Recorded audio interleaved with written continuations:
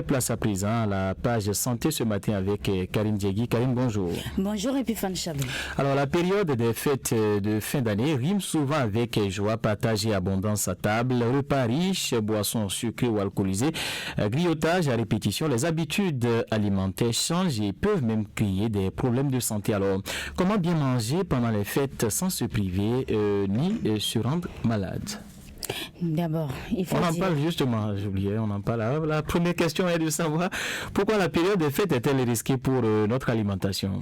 Il faut dire que pendant les fêtes, on mange souvent sans mesurer. On peut manger tard la nuit, plusieurs fois dans la journée, juste parce qu'il y a à manger. On ajoute à cela les boissons sucrées, les liqueurs et l'alcool, les amuse-bouches. Certains mangent beaucoup de viande également. Et le corps n'étant pas habitué à tout ça d'un coup, ces habitudes fatiguent l'organisme. Voilà donc. Et puis, quels sont les risques qui sont liés aux excès alimentaires en période festive? Les risques les plus fréquents sont les maux de ventre, les diarrhées, les ballonnements liés à une mauvaise digestion ou à une intoxication alimentaire ou encore à l'hygiène. Les excès favorisent la prise du poids, l'élévation de la tension artérielle et du taux de sucre dans le sang. Eric Dossoubeti est nutritionniste et il se fait plus explicite sur les conséquences des excès de table. Lorsque on se livre à l'alimentation exagérée, on peut faire une prise de poids aussi exagérée. On peut aussi faire une rechute des complications du diabète ou de l'hypertension artérielle. Quelqu'un qui est déjà diabétique et qu'en période de fête, il n'a pas limité un peu ses consommations alimentaires, peut se retrouver devant une hyperglycémie. Celui qui a déjà une hypertension et en période de fête exagère peut-être que la quantité du sel à consommer, il a dépasser les normes, il peut se voir faire une hypertension qui peut alors compliquer pour lui créer d'autres problèmes de santé. Il y a encore que d'autres personnes peuvent faire des indigestions, des problèmes gastriques, c'est la diarrhée, c'est la constipation, c'est le vomissement, peut-être qu'il y a une intoxication alimentaire, parce qu'en cette période aussi, il y a tellement de repas au point où l'hygiène qui encadre un peu l'alimentation, l'hygiène aussi n'est pas au rendez-vous et ça fait que d'autres personnes présentent aussi des problèmes d'hygiène, la diarrhée, le vomissement et tout ça là, ça affecte la santé. Alors, la question qu'on se pose est de savoir comment adopter une alimentation équilibrée tout en respectant les traditions et les repas de fête. Il faut dire qu'il n'est pas question de renoncer aux repas de fête, mais l'équilibre passe avant tout par la modération.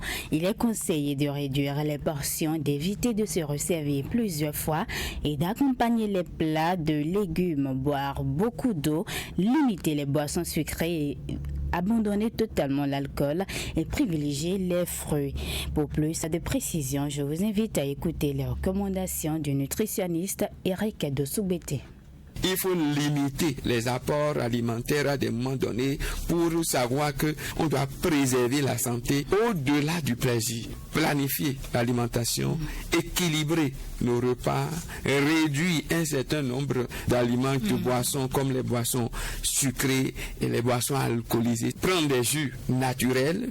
On accorde une place importante aux légumes dans notre alimentation. On réduit le gras, ça veut dire que quand vous préparez les repas, il faut réduire l'utilisation de l'huile dans les repas. Dans l'assiette équilibrée, la place est suffisamment donnée aux légumes et nous avons réduit tous les aliments qui apportent suffisamment d'énergie. Nous avons réduit aussi les aliments protéiques. On les a donné une part dans le plat, mais ils ont pris seulement le quart du plat et aussi les aliments riches en glucides ont pris un quart du plat.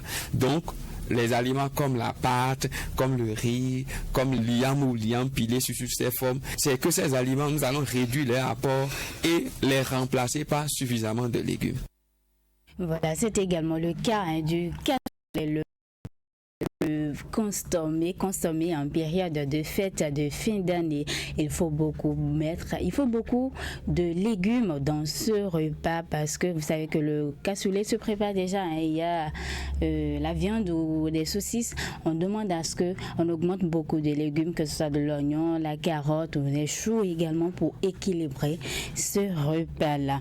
Voilà. Et en clair, il faut que les familles veillent à l'hygiène alimentaire, surveiller les enfants qui sont souvent souvent attirés par les sucreries.